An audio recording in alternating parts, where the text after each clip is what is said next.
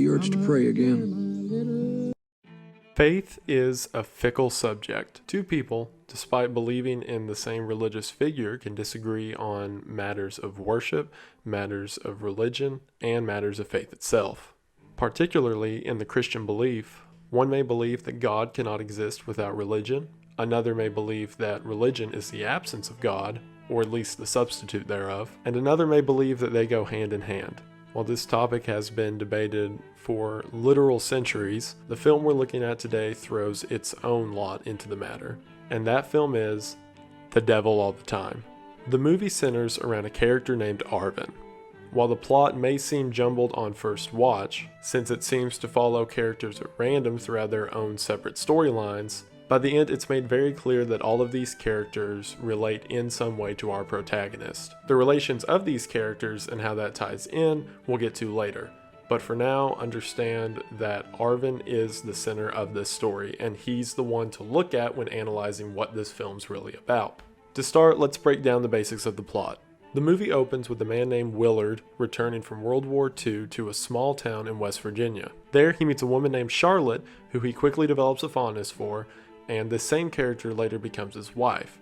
Together they have the son named Arvin. Early on it's established that while Willard has internalized the beliefs of his mother, he holds God at an odd place in his life. Side note, the main theme of this story and everything that the story adds up to is only able to be seen when you recognize how each character views God in their life. So with every person I talk about, we're going to get into them, just so you know. While on the surface it may seem that his standards of praying are right in line with the Christian beliefs, his feelings of violence, swearing, and things such as certainly are not. An interesting thing to point out is that while he was in the Pacific Theater during World War II, he came across an American soldier who was crucified by the Japanese soldiers. This not only indicates his odd standing when it comes to crucifixes throughout the movie, but it's also very representative of his feelings on God. While he may believe in God and the spiritual, he certainly has this bloodied interpretation of it. This culminates when Willard is presented with the fact that his wife Charlotte is dying of cancer.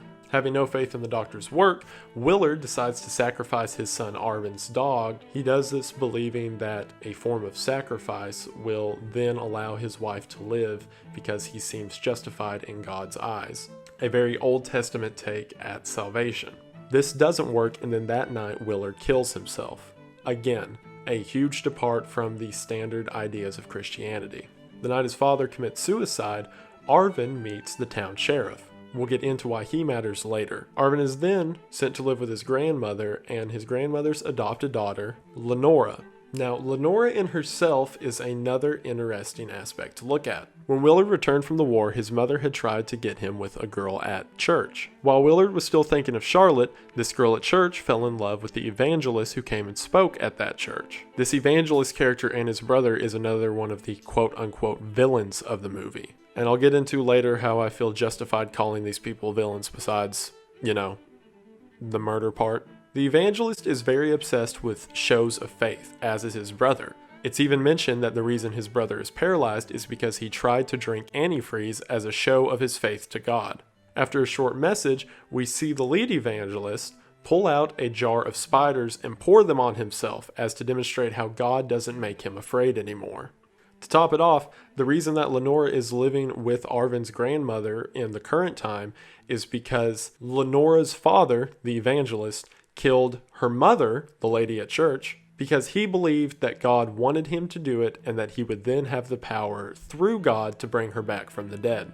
As with Willard sacrificing Arvin's dog, this doesn't work out the way the evangelist thinks it should. He tries to run away until he is picked up by a hitchhiking couple who it turns out are serial killers. And no, I'm not joking, he actually gets picked up by serial killers. Also, remember them, they're going to come in later too, just like the sheriff. After this, the movie has another time jump, and we see Arvin and Lenora grown up. At Arvin's 18th birthday party, his uncle gives him a gift that his father had given the uncle whenever he returned from war. This gift is a Luger that his father had bought off of someone in the European theater and supposedly brought all the way back from Europe to only now end up in his son's hands. I'm bringing it up because it's important. Remember this pistol. Shortly after, we're shown that Lenora is treated very poorly by the guys at school. After what seems to be numerous sexual advances to her, Arvin attacks the boys, and it's demonstrated that very much so like his father, he solves his problems through violence. However, unlike his father, Arvin has a very laid-back approach when it comes to God and religion, which is very contradictory to Lenora, who is a very devout religious follower. As a matter of fact, she goes and visits her mother's grave and reads the Bible every day after school. This brings up a concept in the movie that is very apparent but also very crucial to understanding it, and that is the sins of the fathers. When Willard returned from war, he was a hateful, angry man who took out his anger in the best way he knew how, but always justified it through God. Arvin, as demonstrated in the movie by both his ideas of enlisting and solving his problems with fists, is very much so the same man his dad was. Looking at Lenora, his sort of adopted stepsister, she falls into the same aspects her mother did. From what little we see of Lenora's mother, she is a very timid, shy woman who eventually falls for an over-the-top religious zealot that eventually leads to her downfall. And right when you may be thinking that Lenora will not fall into the same pitfalls, enter the preacher. Now, aside from his thrown accent and the fact that my girlfriend called him Daddy Pat throughout the entire movie, the preacher is another one of the film's villains. While Willard was angry and used God to justify his anger, and the evangelists were very big on shows of faith and competitive religion in which they constantly had to outdo others, the preacher embodies a feeling of religious arrogance. He uses God as a platform from which he can tell others what to do and how he is holier than them. Not only is he a high and mighty person to begin with, but it's as if he drapes himself in the cloth and believes that he is therefore justified because of his standing as a preacher. And wrapping all the way back around, we have Lenora, who falls for this arrogance the same way her mother fell for the evangelist. The preacher is able to prey on Lenora for her troubled nature and eventually begins abusing her. Lenora, feeling like he is justified, as the preacher believes that he himself is justified, because of his stance with God, she doesn't tell anyone. This is up until she becomes pregnant with his child, something very shameful for the time, especially coming from a pastor, and she tragically hangs herself. At this point in the movie, we see a switch. I'm going to reference this later when we really get into the meaning of the movie, but just know that everything I've talked up until this part we're going to call the A side of the story, and everything after we're going to call the B side of the story. That's just going to make it easier when I'm explaining the cause and effect that happens. After Arvin puts together the numbers and figures out that the preacher is responsible for Lenora's pregnancy, which in turn led to her suicide, he decides to once again solve his problems through violence. However, at this point, it seems different. What I mean by that is anytime in the A side of the story that Arvin reacted with violence, it was very in the moment and forceful, often not caring for the sake of Lenora or those around. Whereas here, he seems much more thoughtful on it. He talks to his uncle before he leaves, he makes sure that his grandmother is taken care of, which leads him to a comfort knowing that he can't return from what he's about to do. Arvin spies on the preacher and sees that he is now abusing another girl. Following this, he enters the church and very satisfyingly kills the preacher. Please, Daddy.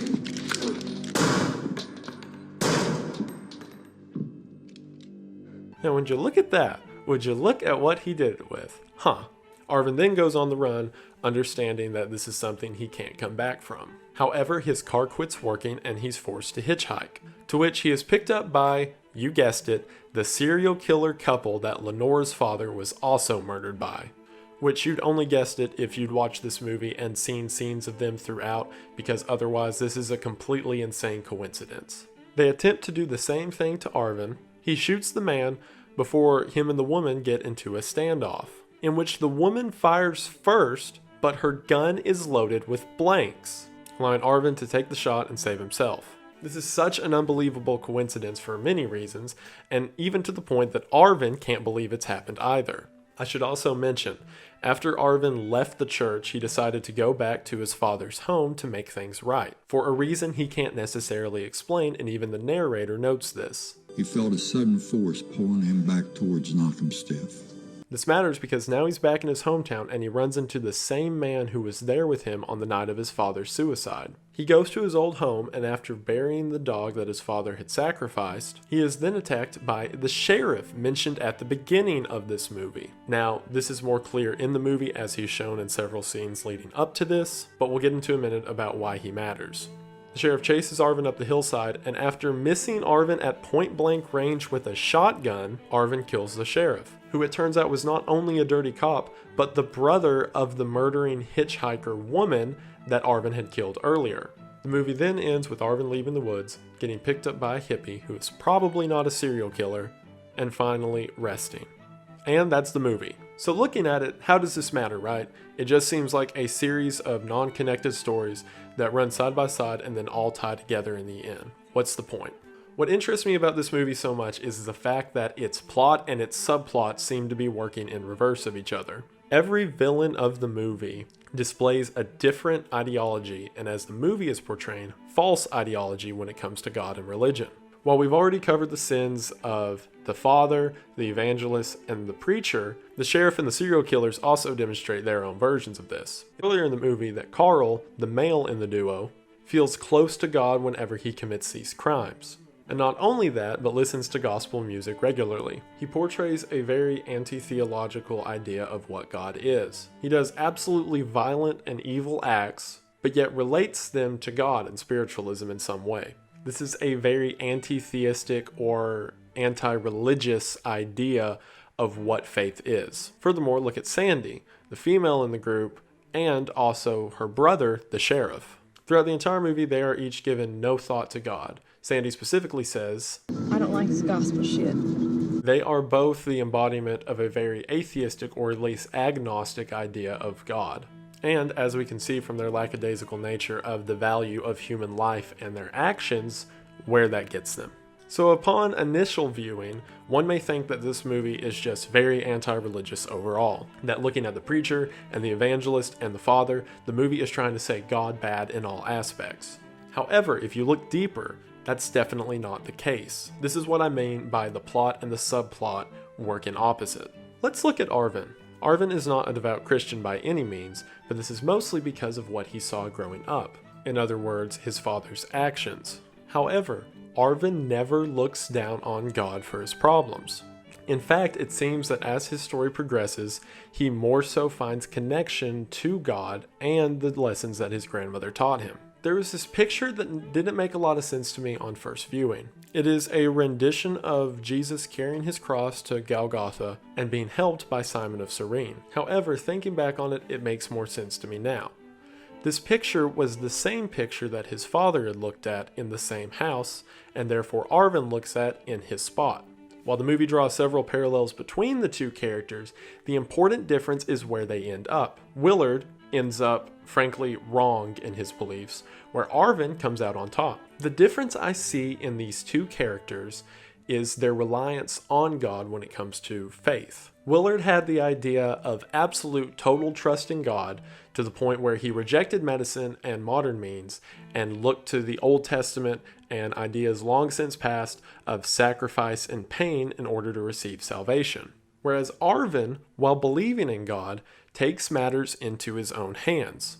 Once he finds that he is absolutely justified in what he does, and it is very clear that the 4 people he kills throughout the movie are absolutely justified, he doesn't just rely on God and he doesn't just rely on himself for what he does. I believe him loading the magazine while looking at this same picture is evidence of that. Not only that, but for those who don't know the story, as Jesus was carrying his cross to Golgotha, he stumbled and fell because of how much he had been beaten and abused, to which a man named Simon of Cyrene came and helped him carry his cross. I believe this picture is the director telling us that it's not only trusting on God to do everything for you, and not only trusting in yourself to do everything, but a combination of the two. Something that Willard didn't understand, but his son Arvin later would. Also, looking at Arvin and Lenora side by side, and each believing them to be making the same mistakes their parents did, Lenora didn't learn from it and ended up like her mother, while Arvin learned from it and went a separate route than his father, one where he, wasn't dead. I believe the evidence for why Arvin believed in God and God was a factor in his life can be found in the series of coincidences that exist throughout the story. Let's look at everything that had to come together for this ending to take place. Willard had to return from the war and meet a girl at a diner somewhere in West Virginia. He had to reject his mother's idea of dating the girl at church, not only so that he could have Arvin with Charlotte, but so that that lady at church could have Lenora with the evangelist. Lenore's mother had to be killed by the evangelist, who was then in turn killed by the serial killer couple, while Willard then killed himself due to Charlotte's cancer, leaving Arvin to live with his grandmother and Lenora. A new preacher from out of town had to come in and take the place of the residing pastor, and only after Lenore killed himself due to his altercations with her. Keep in mind, this is all just set up for the A side of the story. The sheriff had to find a picture in his sister's house, which he then put in his pocket. Then when Arvin kills the preacher and feels overcome to go back to his hometown, he conveniently runs into the serial killer couple and manages to shoot the man before Sandy shoots at him with a gun loaded with blanks, which was loaded with blanks by the coincidence that earlier that morning, the man felt suspicious of her and decided not to trust her with a loaded gun. After this, Arvin by coincidence met the man who sat with him on the night of his father's suicide, who then points him in the direction to his own house, in which he runs into the crooked sheriff, kills him, to which the aforementioned picture is still on his body. He then lays it on the sheriff's body, which exonerates him of the actions he's committed. And then finally, he gets away in the van of a man who hopefully will not try to kill him. And not only that, but throughout the journey, Arvin makes peace with his father through these actions. And suddenly he realized, standing in his father's church, that he'd had no other choice, that Willard had needed to go wherever Charlotte went. This is, of course, an absurd amount of coincidences looking at it from an agnostic perspective. But looking at it from a Christian perspective or a God-centered perspective, it seems to make a lot more sense. The idea that Arvin, while taking matters into his own hands while still believing in God's plan, ended the false rule of a pedophile, the murder spree of a crazed couple, as well as the murder spree of a dirty sheriff, only to come out with peace of himself at the end and a ride out, is nothing short of divine intervention. While this movie on the surface may seem as a propaganda piece against God, the true meaning of it is anything but. If it is believed that Arvin is following in the footsteps of his father, then this line said about Willard at the beginning of the movie, It seemed to his son that his father fought the devil all the time. also applies to Arvin. But through this absurd amount of quote-unquote coincidences, all that was wrong was made right. The movie opens with this line, concerning the insane amount of relationships between characters and the unlikelihood of these circumstances. Some would claim it was just dumb luck, while others might swear it was God's intention.